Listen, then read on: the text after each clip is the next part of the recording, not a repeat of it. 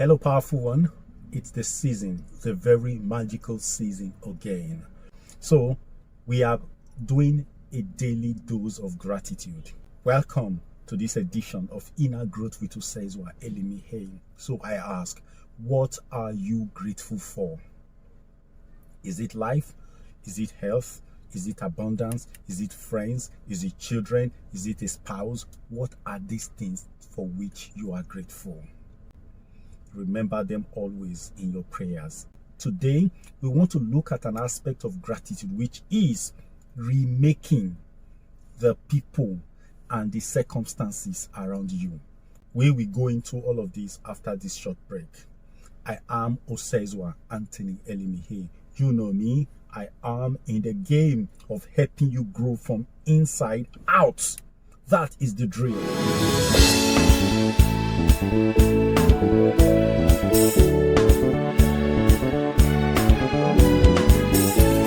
Welcome back. So, what does it mean to remake or to recreate the people and the circumstances around you?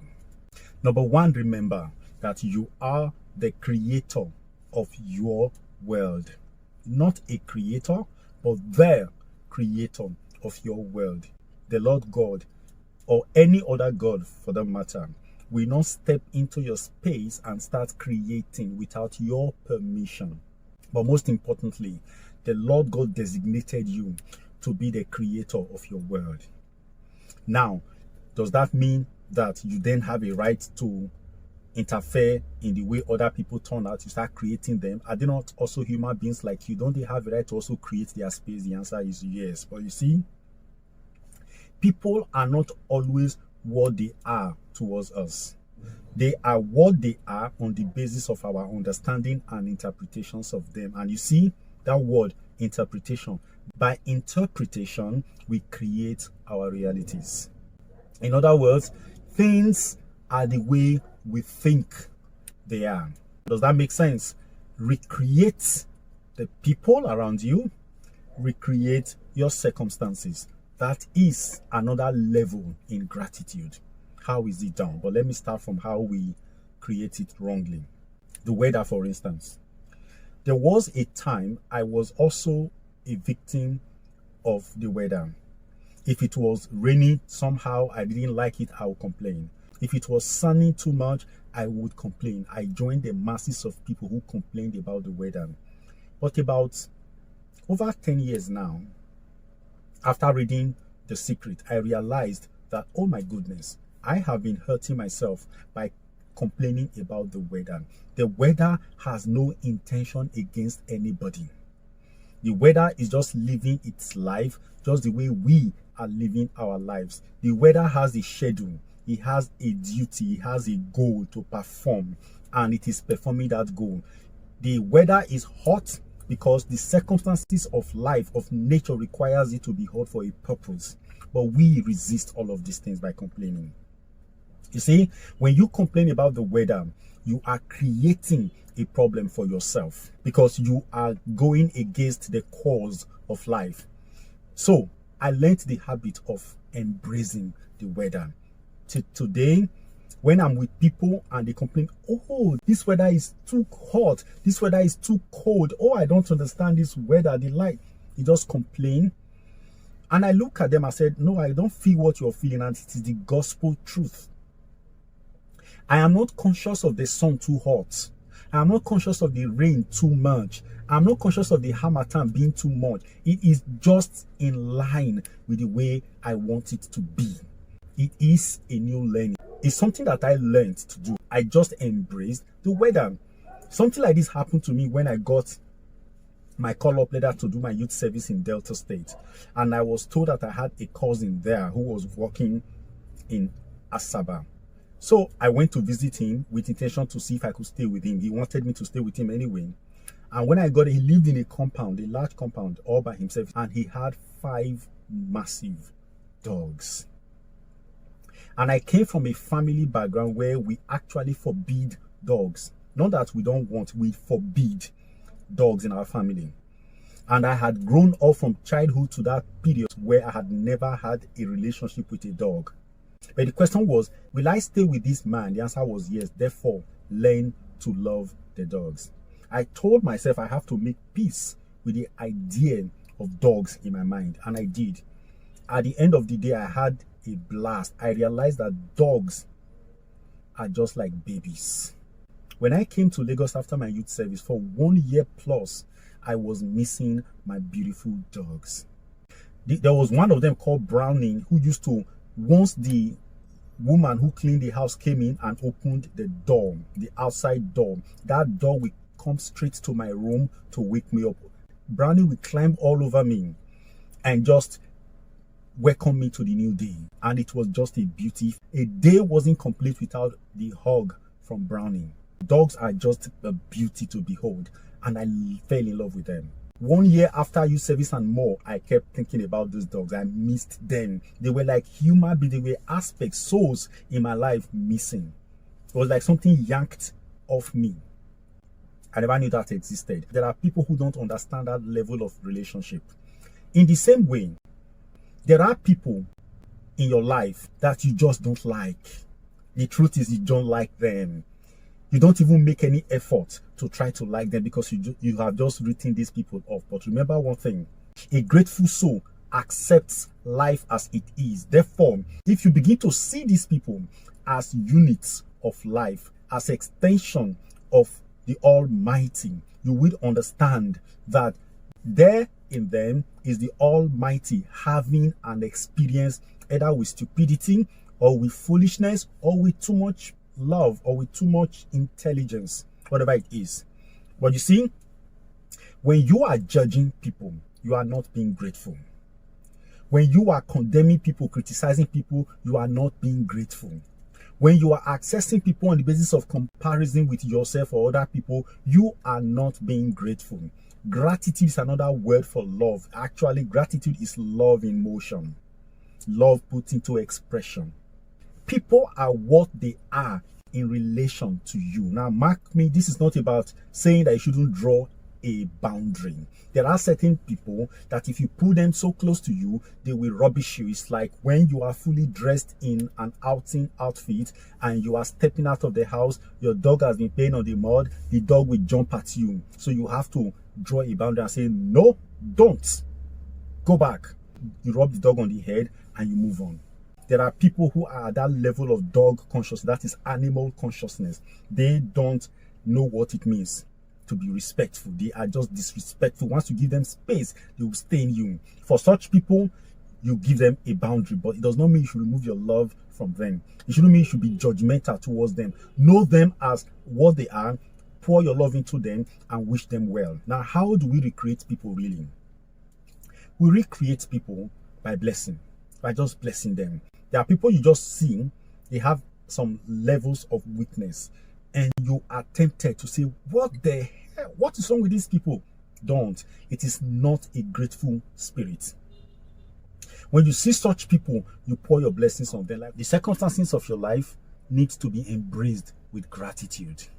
You have to understand that you were the one that created it. Remember that always. And when you are fighting the circumstances of your life, you are actually fighting your capacity to create. It's like you blaming the servants for the things you have asked the servant to bring to you. You ask the servant to take some initiative to do certain things. The servant does them and you see them and you are angry. Your circumstances are your creation. They were expressions of your creative capacity. You may have done the creation without being conscious of it. Now it has become your reality, but you are not happy with it because it is not in line with your conscious goal. Now, the best thing to do is not to fight. Is to say, okay, I appreciate that I brought myself here, but I need to get out of here right now. And to get out of here right now, I have to recreate something. So you recreate an experience, but before you go into recreating that experience, you have to embrace your moment. I'll give you an example of how to embrace your moment so that you can have a picture. When I was 6 or thereabout 7, I used, as a boy, you are supposed to help your mother, your aunt to do things. Now, I was in the village with my aunt. My uncle's second wife. Were just best of friends at that level. She was the one bathing me, washing my panties and everything. I loved to help her. I wanted to just do some things for her. On this day, I didn't know what to do for her. Now, we had this earthen bed. It's made of earth. It's big in the room. At the foot of it, they usually lit fire. Like this Harmattan period, when the weather is so cold, they light fire at the foot of the bed and it will warm them through the night. So I went there and I saw ash there. I said, let me sweep the ash away. Normally, what people do is to get a packer, sweep the ash to the packer and take it away. But I just swept the ash out like that and started sweeping it into the room. I swept. It took me like long hours to try to clean it. The ash was all over the place. So when she came in and she saw what I did, she started laughing, say, oh, my husband has served me very well. Oh, thank you, thank you. He said, I have been thinking of scrubbing the entire room anyway. Now you just give me the push to do it. She now went to scrub the entire place. And the place became very beautiful. Now, that is how you encourage a child to do things for you. And she now taught me how to sweep such a space next time. Remove the ash first, then sweep the other places next. I learned it. Even the broom with which you sweep the ash is not the same broom you used to sweep the entire room. I didn't know, but she had to teach me and I learned it. Now, our mind is like that. If she had entered that room and screamed at me and beaten the hell out of me, which I expected her to have done, she didn't do that. She just felt that I wanted to serve her and I served her the best way I could. She embraced it and took the next step, which is creating against what I had created. But by that time, she had worshipped me. She had called me beautiful names. She had eulogized me. You see, now when she was scrubbing, I was with her all through. I helped her where I could. It was fun. So in the same way, a lot of the times we are always fighting our mind. We attack our mind for creating certain realities. We say it is bad for us. We don't like it. We hate it. That's not how to do it. You have to encourage your mind. Accept that, oh, I am poor today. It's my cause. I caused it. I don't have a relationship. I don't have a guy. I don't have a woman in my life. I don't have whatever it is happening. Remember that you created it. It couldn't have happened without your creation. Now, embrace it. Accept it. Thank your mind for being able to create this thing. They say, now, friend, let's do something better. If you could create this thing, then you can create the opposite of it. I want this. I want this. And then remove your mind from what had been created and focus on what you are now creating. One of the reasons we are not able to create effectively is because we focus our attention on what we do not want, what had been created in our space, the circumstance that is subsisting in our life. We lock our attention on it. We allow the circumstance to generate our mood and how we feel about ourselves.